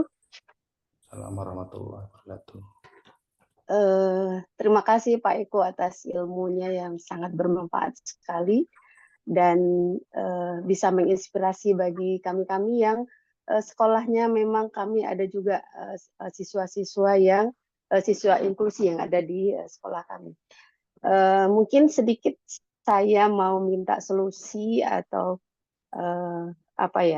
trik-trik mungkin dalam menghadapi anak-anak inklusi yang ada di sekolah kami. Jadi sedikit cerita kepada Bapak Ibu, di sekolah kami sudah beberapa tahun ini melayani anak inklusi. Nah, anak inklusi yang kami layani beberapa tahun yang lalu itu anak-anak yang intelektual dan mereka bisa kami bimbing dan alhamdulillah udah berhasil bisa juga melanjutkan ke universitas. Tapi akhir-akhir ini, belakangan ini malah siswa inklusi yang masuk ke sekolah kami kebanyakan adalah inklusi yang mental gitu, Bapak Ibu. Dan ada beberapa siswa kami yang seperti yang Bapak Eko katakan tadi bahwa dia itu lebih tidak suka untuk bersosialisasi, jadi kami sudah menyediakan satu ruangan gitu. Dan malahan di sini saya jadinya saya kok nggak berhasil jadi GPK gitu, Pak Eko. Dengan adanya kami menyediakan satu ruangan, malah dia semakin tidak mau untuk bersosialisasi dengan teman-temannya gitu. Nah akhirnya kami untuk pelayanan kepada anak ini dilakukan ya secara individual jadinya gitu. Sementara orang tua menginginkan anak untuk bersosialisasi bersama teman-temannya. Nah kemudian ada juga anak ini di awal waktu kelas 10 kami sudah melihat, sudah mengidentifikasi bahwa anak ini ada suatu harus dilakukan dengan pelayanannya. Nah, akan tetapi pada waktu kelas 10 karena pelajaran masih kategori yang sangat bisa dia hadapi dan dia ini adalah anak yang sangat perfeksionis. Jadi kalau ada pelajaran yang dia tidak mengerti, dia tidak akan mau bertanya kepada guru. Dan pada saat saya mendekati dia dan mengatakan kepada anak ini, kalau seandainya tidak memahami, maka guru-guru juga bersedia untuk meluangkan waktu dan akan menjelaskan. Tapi reaksi dari si anak malah sebaliknya gitu Pak Eko. Dan dia mengatakan kalau guru melayani dia sendiri itu nggak adil untuk teman-temannya. Nah ini yang jadi permasalahan bagi kami. Dan waktu di kelas 10 dia bisa dan bahas sendiri lengkap. Disitulah dia mulai keteteran, dia nggak bisa mengikuti dan permasalahan muncul. Nah, di sini kami sebenarnya sudah berkolaborasi juga dengan orang tua dan orang tua juga mengatakan hal itu setelah di kelas 11 di rumah pun dia mengalami hal yang sama dan alhamdulillah di sekolah kami juga kami adalah sekolah yayasan swasta dan kami juga memiliki psikolog dan kami sudah berkolaborasi dengan psikolog juga dan hasilnya sampai sekarang ini malah semakin tidak baik untuk si anak gitu Pak Eko. Dan orang tua kami selalu berkomunikasi bagaimana perkembangan si anak dan orang tua malah juga meminta psikolog keluar dan dibayar sendiri gitu. Tapi hasilnya juga tidak ini, malahan si anak kalau ada materi yang dia nggak paham, kemudian dia tidak masuk pelajaran berikutnya. Dengan alasan setelah saya dekati, dia mengatakan bahwa di materi ini aja dia belum mampu. Bagaimana untuk bisa dia untuk materi selanjutnya?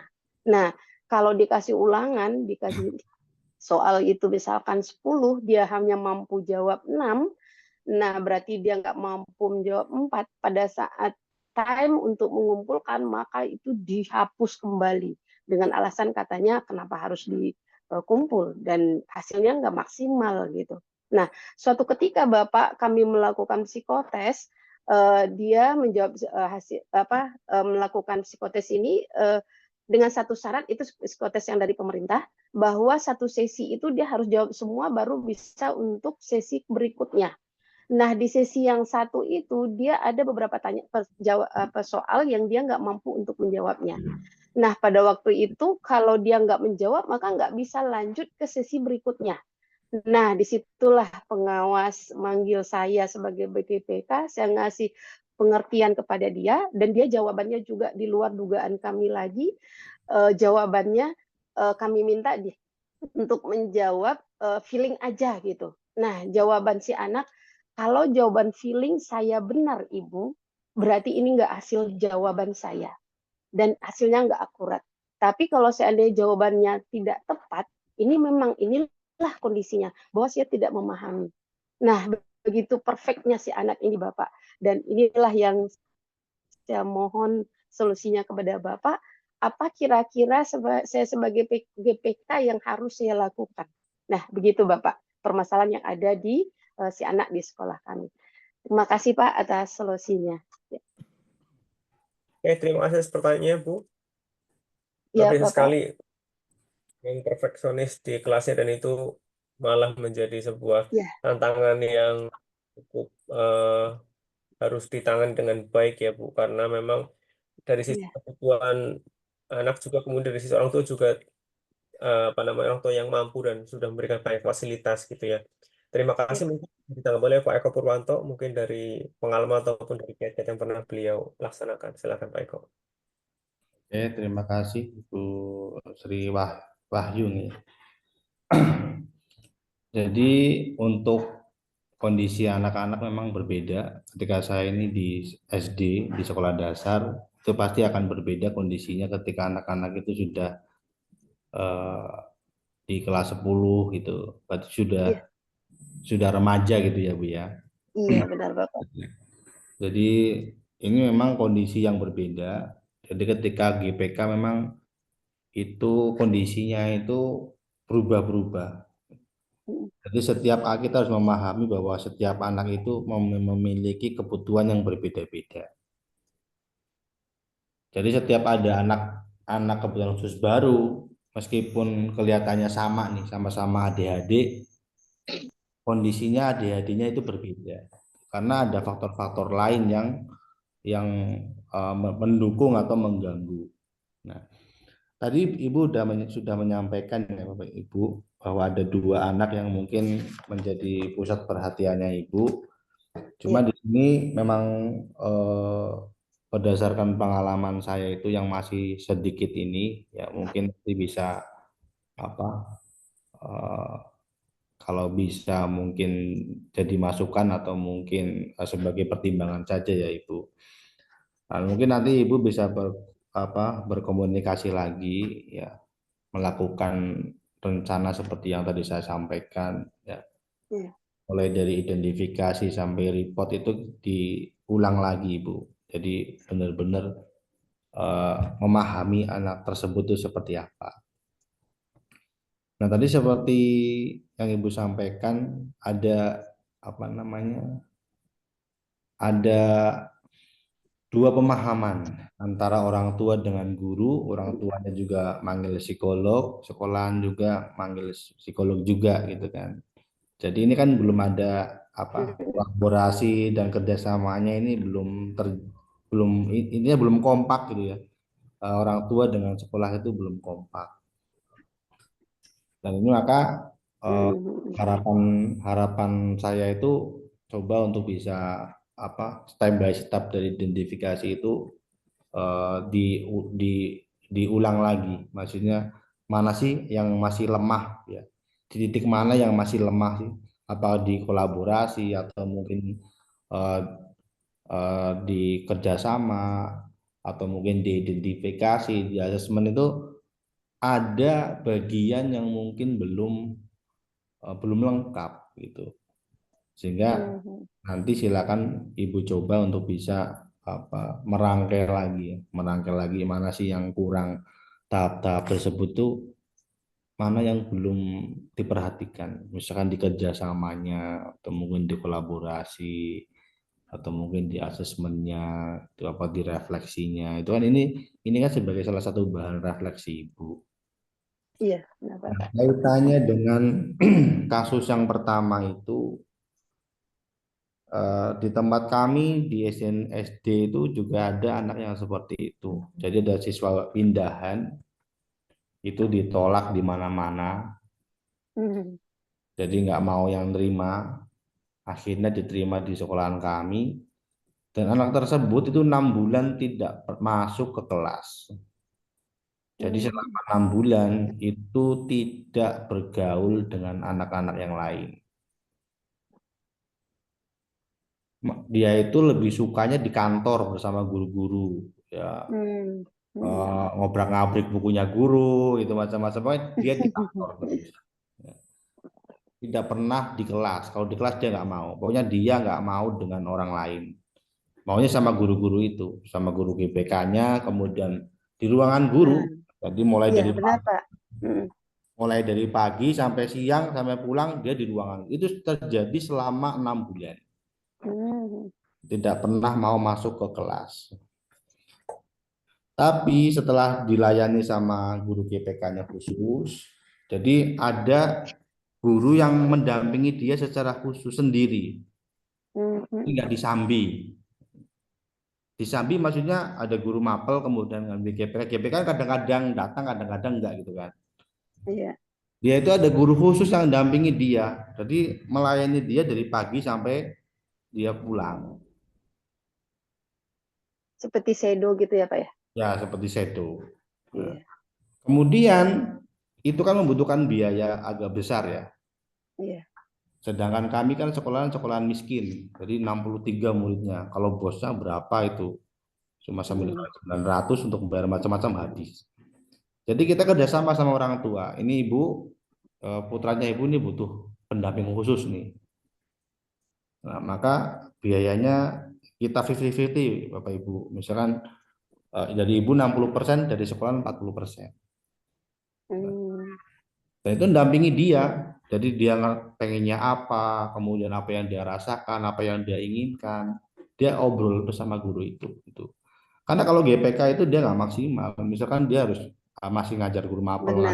Benar. Dia cuma ketemu cuma nanya gimana perkembangannya gitu. Iya, betul sekali Pak. Jadi ada anak yang membutuhkan pendamping khusus benar-benar dia sendiri gitu sama dia. Nah, tapi jangan sampai anak itu tahu kalau dia itu adalah guru pembimbing khusus. Kalau udah remaja itu dia malu. Betul. Ketika didampingi sama orang yang menganggap itu ini. Jadi anggap itu teman dan sebagainya gitu.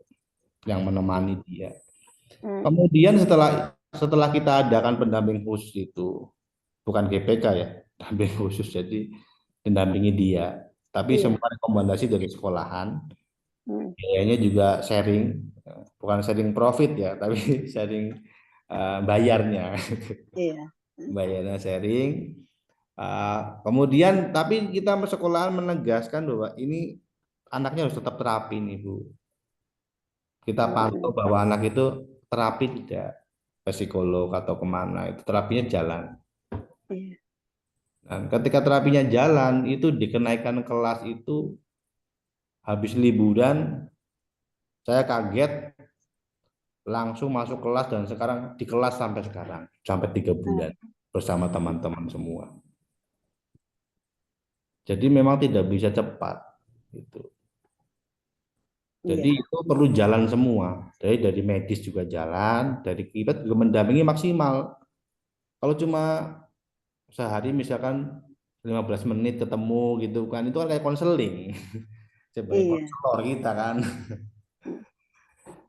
Tapi nggak bisa membantu kesulitan belajarnya dia kan. Dia sulitnya karena apa, dia malu ketika dia nggak bisa. Kita nggak tahu. Jadi bagaimana sekolah itu ini membuat jalan keluar yang terbaik untuk anak tersebut. Begitu Bu, mungkin itu bisa dicoba agar ada yang temenin dia lah. Atau mungkin terapinya di rumah sakit juga tetap jalan. Kemudian di keluarga juga dikondisikan kondusif ya, kondisinya. Iya. Jangan-jangan di keluarga tertekan lagi juga.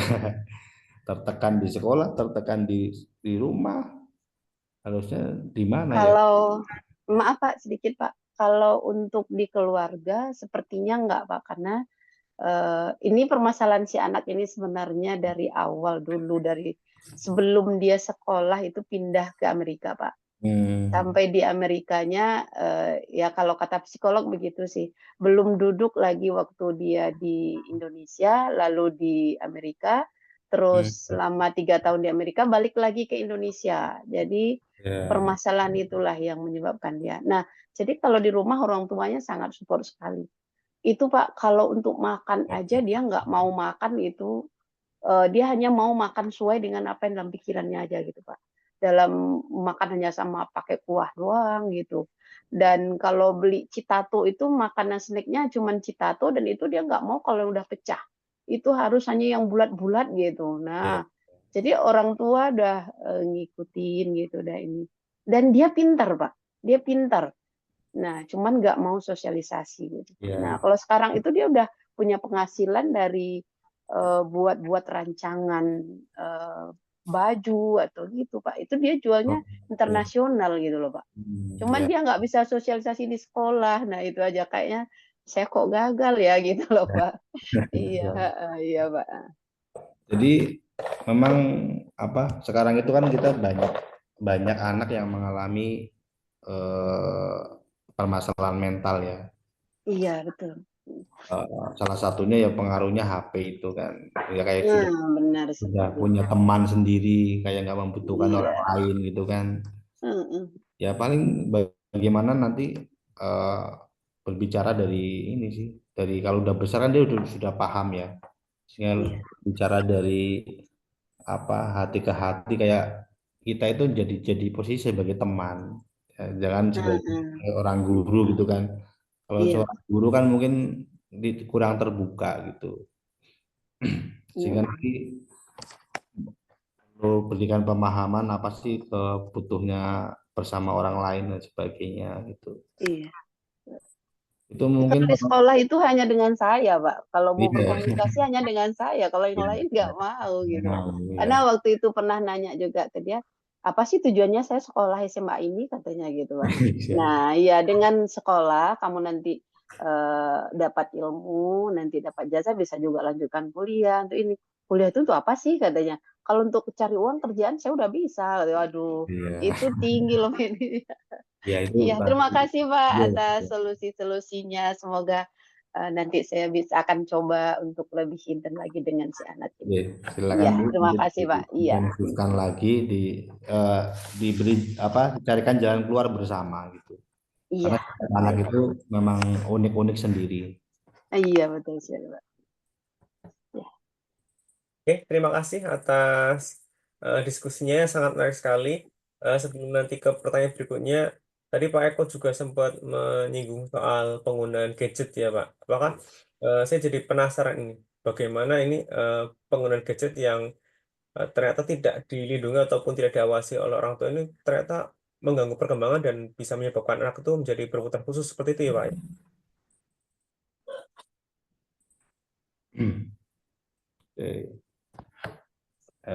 Iya, jadi ketika saya ke rumah sakit, di rumah sakit RSJ Surojo di Magelang itu memang dokternya ini menyampaikan sekarang ini permasalahan anak-anak di SD itu gadget ya, HP itu.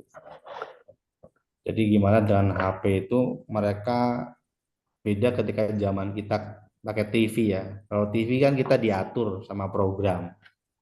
Ketika kita nggak suka kan kita matikan TV-nya, kemudian kita bermain. Tapi kalau sekarang kan orangnya yang mengatur apa yang dia tonton. Jadi tidak akan pernah ada bosannya. Jadi nggak terasa udah 3 jam, 2 jam itu. Ya sudah ketergantungan sekali. Memang ini sesuatu yang sangat sulit ya. Terutama kebiasaan anak-anak kita ya, sekarang ini, kemudian juga tuntutan orang tua Kebanyakan ini orang tua yang mungkin berpikiran sangat sibuk, sehingga HP itu sebagai jalan keluar.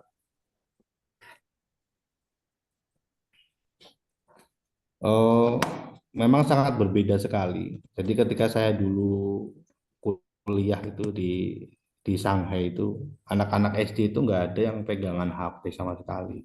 Padahal HP di sana itu sangat banyak kan. Maksudnya HP udah lebih banyak di sana daripada di tempat kita.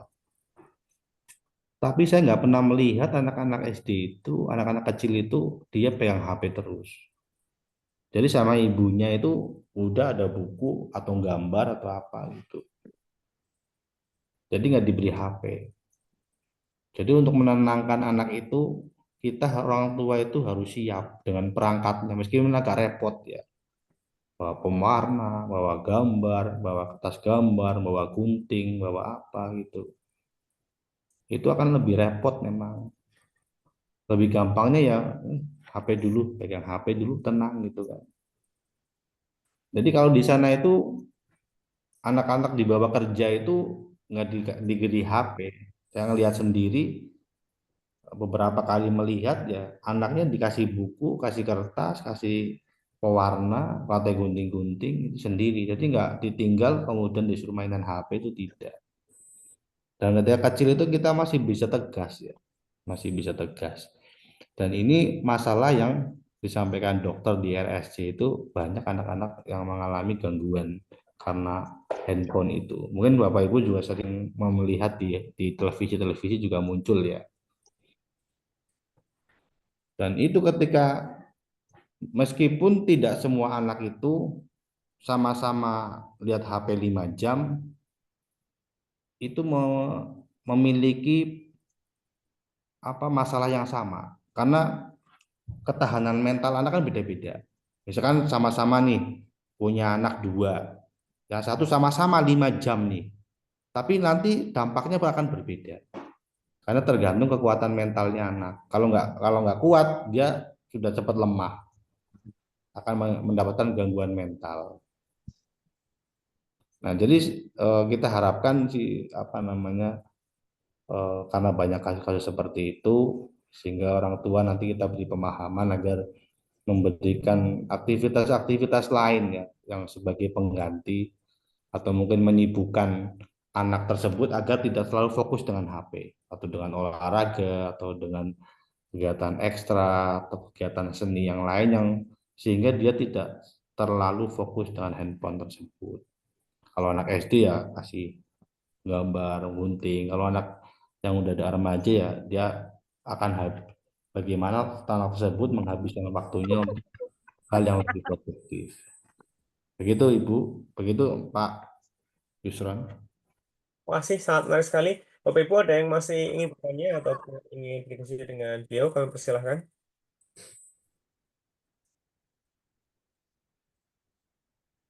Oke, waktu sudah menunjukkan jam 21:15. Jika memang sudah tidak ada penanya lagi, untuk sesi malam hari ini akan kita cukupkan. Kemudian Bapak Ibu silakan untuk mengisi daftar hadir yang sudah ada di kolom chat. Kemudian nanti Bapak Ibu bisa melihat di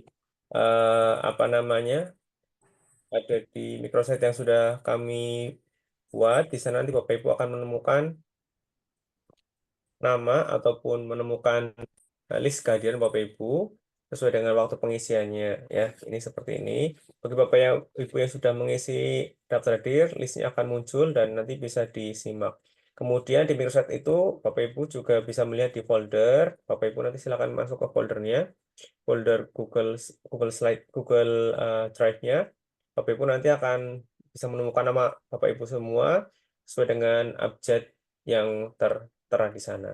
Silakan Bapak Ibu nanti manfaatkan akun Belajar ID untuk mengunduhnya karena fasilitas dari kementerian ini dapat diakses dengan akun Belajar ID. Demikian Pak Eko untuk kesempatan malam hari ini. Terima kasih sekali sudah meluangkan waktunya Bapak Ibu yang sudah hadir. Kita sudah belajar bersama pada pertemuan kali ini.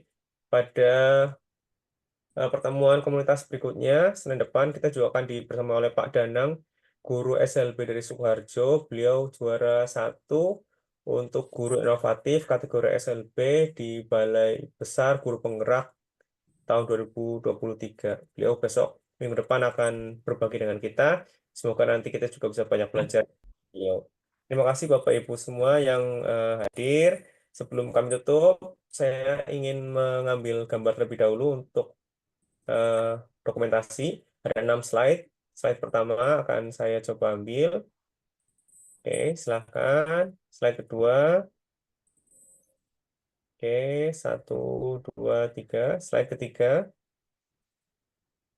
Oke, ya, slide keempat. Oke, slide kelima. Dan terakhir, slide keenam. Ya, terima kasih Bapak Ibu yang sudah hadir pada kesempatan malam hari ini. Semoga kita mendapatkan banyak pelajaran dan banyak hikmah yang bisa kita petik dari apa yang tadi Pak Eko sampaikan.